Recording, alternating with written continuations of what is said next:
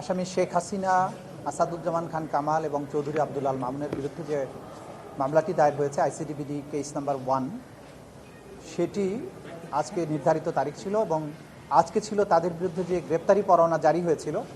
সেই গ্রেপ্তারি পরোয়ানা তামিল হয়েছে কিনা সেটা রিপোর্ট দেওয়ার জন্য। গ্রেপ্তারি পরোয়ানার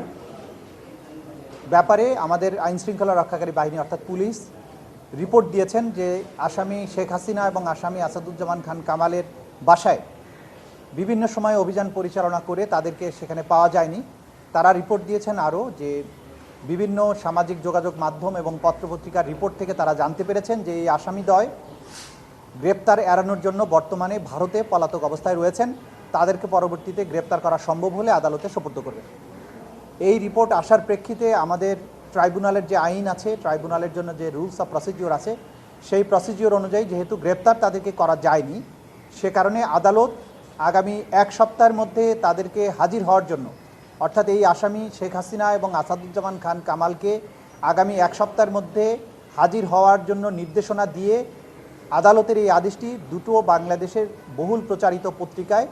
বিজ্ঞপ্তি দেওয়ার জন্য আদেশ দিয়েছেন এবং এই বিজ্ঞপ্তি অনুযায়ী তারা যাতে হাজির হন আগামী 24শে জুন তাদেরকে সেই বিজ্ঞপ্তির মাধ্যমে জানিয়ে দেওয়া হবে 24শে জুনের মধ্যে তারা যাতে এই আদালতে এসে হাজির হয়ে এই বিচার প্রক্রিয়া মোকাবেলা করেন।